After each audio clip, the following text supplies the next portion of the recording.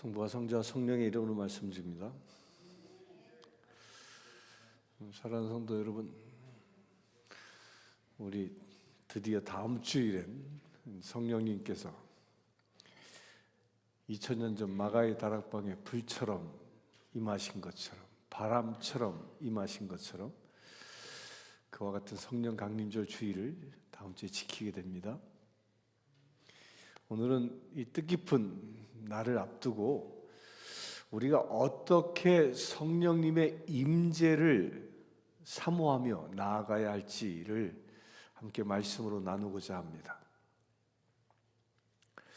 미국의 19세기 때 전 세계를 흔들었던 위대한 부흥사가 한 사람 있었습니다. 누구죠? 여러분들이 잘 아는 D.L. 무디. 그는 시카고에서 수천 명의 성도들을 목회하며 아주 훌륭한 사역을 감당하고 있었습니다. 그런데 그가 드리는 그 예배당 맨 앞자리에는 늘 두 명의 나이 지긋하신 할머니 권사님들이 앉아서 예배했습니다. 그리고 예배가 끝나면 늘 이 두 분은 무디에게 다가와서 이렇게 말합니다.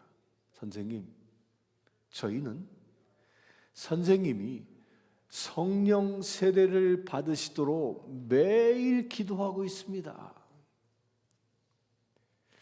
처음에는 무디가 이렇게 생각합니다. 내가 이미 큰 교회를 이끄는 그런 부흥사인데 도대체 무슨 성령 세례가 필요한가? 이렇게 무디는 생각했습니다. 하지만 어느 순간부터 무디 선생의 그 마음에는 견딜 수 없는 그 영적인 갈급함들이 찾아오기 시작합니다. 사역은 점점 커지는데 정작 그 무디의 그 영혼은 바짝바짝 말라 들어가고 있었던 겁니다. 결국 그 두 권사님께 무디는 기도를 부탁합니다. 그리고 자신도 엎드려서 성령의 임재를 구하기 시작합니다. 그러던 어느 날 무디 선생은 뉴욕 거리를 걷고 있을 때였습니다. 뉴욕 거리를 걷고 있는데 갑자기 하늘이 열리고요, 성령님께서 그에게 불처럼 임하신 겁니다. 감당할 수 없는 하나님의 그 큰 사랑이 그 뉴욕 거리 한복판에서 막 폭포수처럼 그에게 밀려왔습니다. 그는 황급히 가장 가까이에 있는 자기 친구의 집을 찾아 뛰어 들어가서 그 집 마룻바닥에 엎드려 부르짖기 시작합니다. 하나님, 제발 당신의 이 손을 거두어 주십시오. 제가 죽겠습니다. 그 성령님의 그 압도적인 그 충만함이 그의 온몸으로 그는 경험하고 있었던 겁니다. 놀랍게도요, 그날 이후 이 무디의 삶과 그의 사역은 완전히 뒤집혀 버립니다. 똑같은 설교를 해도요, 사람들의 심령이 쪼개지고 통곡하며 회개하는 그런 폭발적인 역사가 예배 가운데 일어납니다. 그는 훗날 이렇게 고백합니다. 예전에 나의 사역은 마른 물에서 억지로 펌프질해서 물을 끌어올리는 것과 같았습니다. 그러나 성령 세례를 받은 이후엔 그의 사역은 마치 터져나오는 그런 샘물처럼 끝없이 솟아나는 것이었다라고 고백합니다. 사랑하는 성도 여러분, 이 무디 선생의 이 성령 체험은요, 이 미국 땅에만 머물지 않았습니다. 그의 성령 체험의 영향력은 태평양을 건너 저 조선 땅까지 이어지게 됩니다. 그리하여 조선 땅에서 일어난 일이 뭡니까? 평양 대부흥이었습니다. 그렇다면 우리는 어떨까요? 여러분들 어떻습니까? 긴 세월 동안 신앙생활을 해왔지만 혹시 우리의 영혼이, 나의 영혼이 바닥을 드러낸 마치 마른 운물처럼 메말라 있지는 않습니까? 지금 이 시간 그 무디에게 임하셨던 그 성령님께서 동일하게 여러분들의 그 다친 마음, 그 메마른 마음을 두드리고 계십니다. 성령 강림절을 앞둔 오늘 우리도 마가의 다락방에 있었던 그 제자들처럼 폭포수와 같은 성령의 충만함을 받아야 하는 것입니다. 주님은 그 성령 충만함에 여러분들을 초청하고 있습니다. 그렇다면 그 초청 앞에 우리는 한 주간 동안 어떻게 나 자신을 준비해야 하겠습니까? 첫 번째로는요, 내 안에 더러운 것을 쏟아내고 나를 빈 그릇으로 준비해야 합니다. 여러분들이 빈 그릇 되길 바랍니다. 디모데후서 2장 21절에 이렇게 분명히 얘기합니다. 그러므로 누구든지 이런 것에서 자기를 깨끗하게 하면 귀히 쓰는 그릇이 된다 말합니다. 여러분들, 물이 가득 차 있는 그런 컵에는 아무리 시원한 생수를 넣어도요, 어떻게 됩니까? 다 흘러가 버리고 맙니다. 마찬가지로 여러분들의 마음엔 지금 무엇으로 채워져 있습니까? 혹여 세상의 근심이, 혹여 자녀에 대한 염려가, 또한 해묵은 그런 섭섭함이, 또한 지독한 미움과 꺾이지 않는 나의 고집이 내 안에 가득 차 있다면 안타깝게도요, 그런 심령에는 성령님께서 비집고 들어오실 틈이 없는 겁니다. 오래전에 들었던 그 섭섭한 그 말 한마디가 아직도 가슴에 품고 계시진 않습니까? 자녀가 나에게 서운하게 했던 그 어떤 사건 때문에 아직도 마음의 문을 닫고 있진 않습니까? 수십 년을 살아오면서 켜켜이 쌓여 있는 나의 마음의 그런 찌든 때와 그런 굳은 살들을 오늘 저 십자가 앞에 남김없이 쏟아내시길 축원합니다.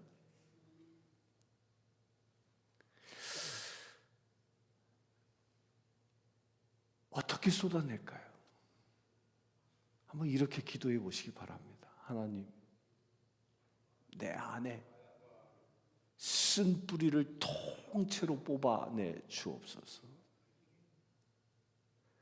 나를 깨끗이 비워 주시옵소서.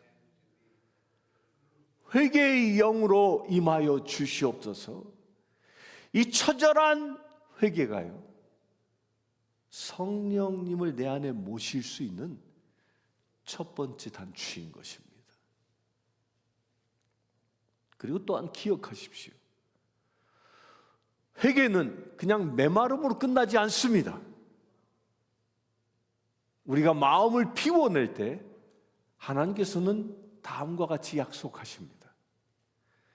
너희의 죄가 주홍 같을지라도 눈과 같이 희어질 것이요 진홍같이 붉을지라도 양털같이 희게 되리라 말씀하십니다. 이 이사야 1장 18절의 고백처럼요, 회개하고 빈 그릇으로, 그 빈 그릇으로 나를 드러내는 그 순간 하나님의 그 용서함과 하나님의 그 자유함이 우리 안에 흘러 들어오기 시작하는 것입니다. 미움에서 해방으로, 무거움에서 가벼움으로, 묶임에서 자유함으로 나아가는 것, 그렇게 부어주시는 그 새 생명, 누가? 성령님이. 그 새 생명을 경험할 수 있게 되길 바랍니다. 두 번째로요, 주님이 명하신 기도의 자리를 끝까지 버텨내야 합니다. 사도행전 1장 4절엔 이렇게 얘기합니다. 예루살렘을 떠나지 말고 내게서 들은 바 아버지께서 약속하신 것을 뭐하라? 기다리라. 예수님은 제자들에게 예루살렘을 떠나지 말고 라고 명령하셨습니다. 사랑하는 성도 여러분, 당시 예루살렘은 어떤 곳이었습니까?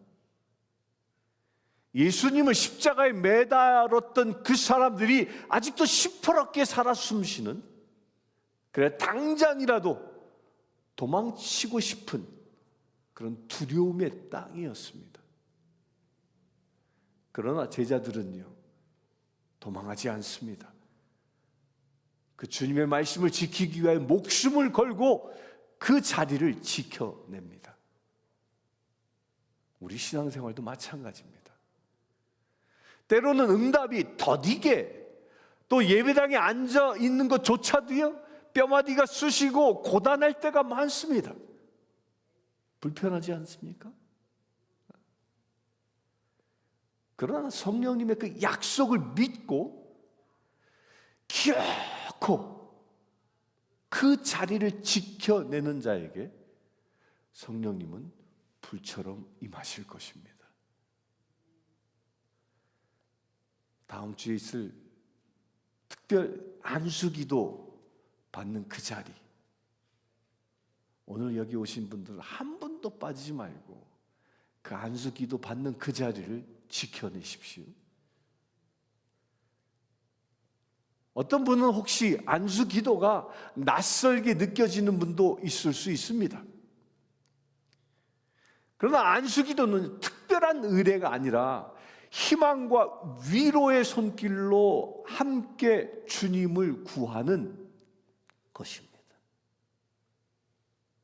한 분도 빠짐없이 그 안수기도 자리에 나올 수 있게 되길 바랍니다. 그 은혜의 자리에 나올 수 있게 되길 바랍니다. 그 은혜의 자리를 지킬 수 있게 되길 바랍니다. 그러기 위해서는 두려움을 버려보십시오. 또한 조급함도 버려보십시오.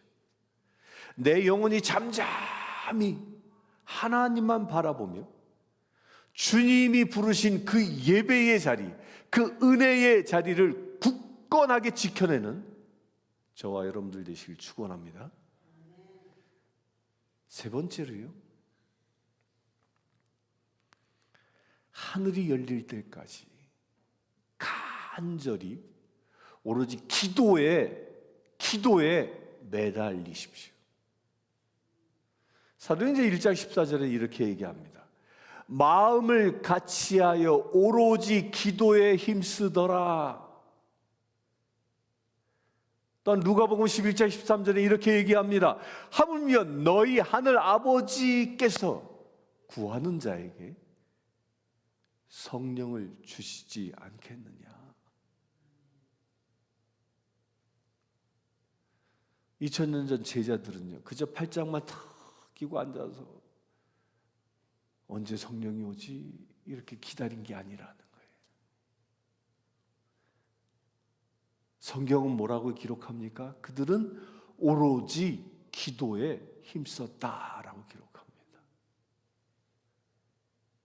또한 제자들은요, 각기 흩어져서 기도하지도 않았습니다. 어떻게 해요? 함께 모여 기도했다 그랬습니다. 그리고 생사를 걸고 부르짖어 기도한 것입니다. 그 자리가 어떤 곳? 예루살렘. 예수를 죽인 그 자리.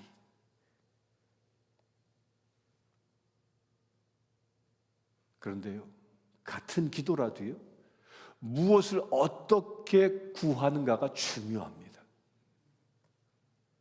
제자들은 그냥 흥얼거리듯이 그렇게 기도하지 않았습니다. 그들은 예수 그리스도의 그 약속을 강력하게 붙잡고요, 통회하는 마음으로 아주 구체적으로 기도했던 것입니다. 우리도 마찬가지입니다. 그저 타성으로 기도하는 것을 접어두십시오. 매일 새벽 이른 아침이든 아니면 잠이 들기 전이든 조용한 시간을 구별해서 구체적으로 이렇게 기도할 수 있게 되길 바랍니다. 아버지, 구하는 자에게 성령을 주신다 하셨으니 쩍쩍 갈라진 내 심령에 성령의 단비를 쏟아 부어 주시옵소서. 내 가정을 구원하여 주시옵소서. 내 자녀들을 주님의 길로 인도하여 주시옵소서. 여러분들이 이렇게 간절한 기도로 부르짖을 때 하늘 보좌가 진동하는 역사가 일어날 것입니다. 아멘이십니까? 사랑하는 성도 여러분, 우리 하나님은요, 결코 인색한 분이 아니십니다. 자녀들이 구하면 가장 좋은 것 무엇? 성령을 쏟아 부어 주고 싶어서 마치 애가 타시는 그런 분이 바로 우리의 하늘 아버지이십니다. 마지막 네 번째로요, 성령 안에서 꿀 수 있는 새로운 꿈을 기대하십시오. 사도행전 2장 17절에 이렇게 얘기합니다. 너희의 젊은이들은 환상을 보고 너희 늙은 이들은 꿈을 꾸리라. 또한 시편 92편 14절에 이렇게 얘기합니다. 그는 늙어도 여전히 결실하며 진액이 풍족하고 빛이 청청하니라고 이야기해요. 여러분들, 세상은요, 나이가 들면 뭐 취급해요? 뒷방 영감 취급합니다. 하지만요, 내가 아무리 나이가 많이 들어서도 성령이 임하시면 그 인생이 달라지는 겁니다. 성령이 임하시면요, 나이와 상관없이, 육신의 쇠약함과 상관없이 가슴이 뛰는 하늘의 꿈을 꾸게 되는 것입니다. 앞서 말씀드린 무디 선생을 영적으로 깨운 사람이 누굽니까? 누굴까요? 말씀드렸잖아요. 이름 없는 단 2명의 그 할머니들이었습니다. 그 할머니들의 그 2 권사님들의 기도였던 거죠. 그 연약하신 보잘것없는 그런 어르신들의 기도가요, 세계를 흔들어 버리는 그런 부흥사를 만들어낸 것입니다. 마찬가지예요. 여기 계신 우리 어르신들, 그 심령에 성령의 불이 떨어지면 여러분들의 남은 생의 기도 동안 그리하여 그 기도로 가정이 살아나게 되어지고요, 방황하는 자녀들이 영혼이 깨어나고요, 또한 우리가 섬기는 이 교회를 반석 위에 올려놓는 그런 영적인 위대한 거목이 될 것입니다.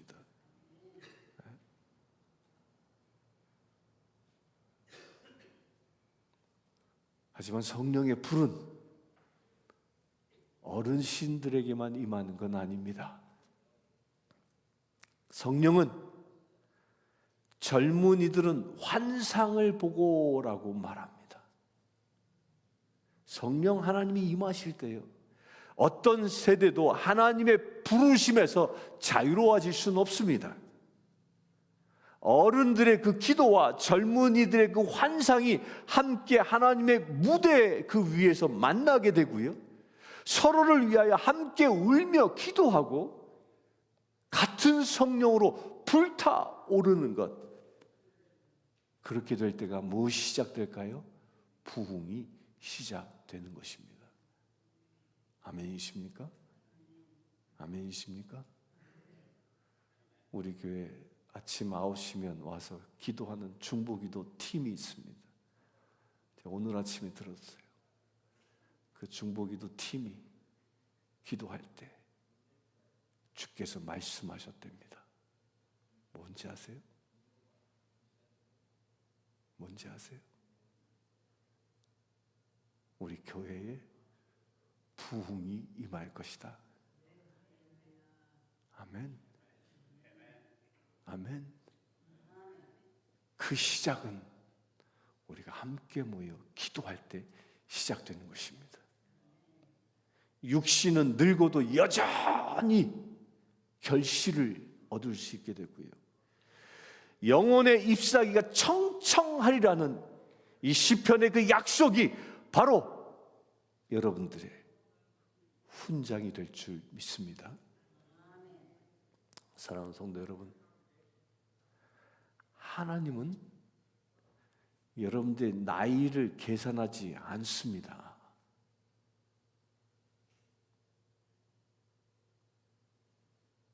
하나님은 여러분들의 나이를 계산하지 않습니다. 하나님은요, 오직 여러분들의 심장에 그 온도를 보고 계십니다. 얼마나 여러분들의 심장이 뜨거워지는가를 보고 계신다는 겁니다. 세상은 이제는 쉴 나이야 라고 말할 수 있을지 모르지만, 하나님께서는요, 이제부터 내가 기도의 사람으로 쓰겠다고 말씀하고 있는 것입니다. 아멘이십니까? 기도의 사람.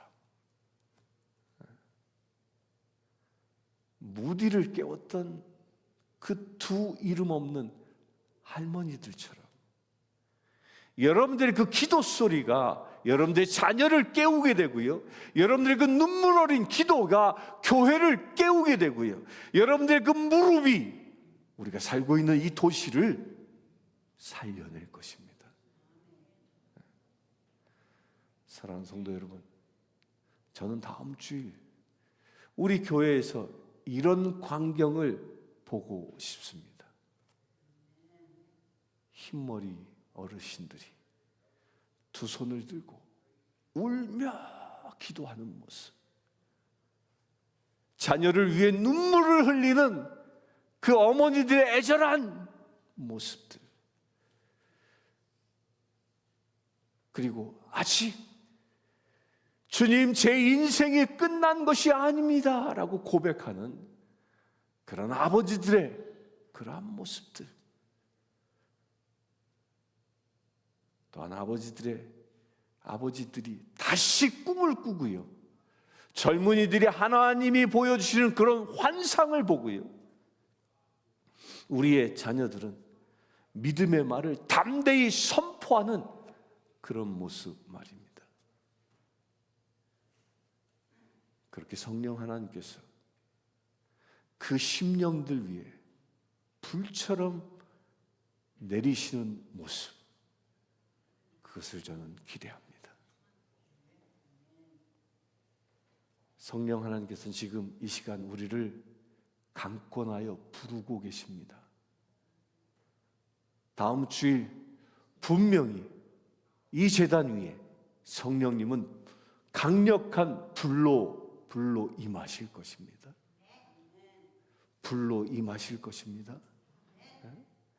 우리 모두 그 강력한 불길 가운데에 임할 수 있게 되기를 간절히 사모합시다. 하나님께서는 그 사모하는 심령을 결코 외면하지 않습니다. 은혜는 가만히 앉아있는 그런 자의 것이 아닙니다. 사모하는 자, 천국을 침노하는 자가 차지하는 것입니다. 오늘부터 이 한 주간 동안 내 마음에 찌든, 내 안에 찌든 그런 마음의 그릇을 눈물로 씻어낼 수 있게 되길 바랍니다. 조급함을 버리고요, 기도의 자리를 사수하고요, 하나님께서 부어주실 그 성령의 은혜를 향해 입을 크게 열 수 있게 되길 바랍니다. 성령님은요, 나를 비워내고 입을 크게 벌리는 자에게 분명히 임하십니다. 사랑하는 성도 여러분, 무디 선생을 변화시킨 성령님, 그분은 지금도 살아계십니다. 사랑하는 성도 여러분, 성령은 과거의 이야기가 아닙니다. 성령은 오늘도 우리를 찾아오시는 하나님의 그 현재 진행형의 능력이고 인격체입니다. 이름 없는 그 두 권사님의 기도를 사용하셔서 한 시대를 깨웠던 그 하나님께서 다음 주일에는 우리 성신교회의 기도를 사용하셔서 우리의 가정과 우리의 자녀들과 우리가 살고 있는 이 지역을 깨워내실 것입니다. 그래야 마침내 위로부터 쏟아지는 불 같고 바람 같은 그런 성령의 능력으로 우리 모두의 남은 생애가 마른 운물이 아니라 쉴 새 없이 터져나오는 그런 기쁨의 샘물 되시기를 우리 주 예수 그리스도의 이름으로 강력히 축원합니다. 잠시 기도하겠습니다.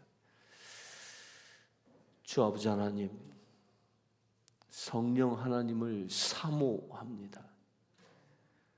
다음 주에 있을 성령 강림 예배를 통하여 우리가 오직 성령으로 충만해지기를 원합니다. 우리가 어떻게 성령으로 충만해질지를 배웠사오니 아버지 하나님, 한 주간 오직 성령 앞에 무릎 꿇어 기도할 수 있는 우리 되어지기를 원합니다.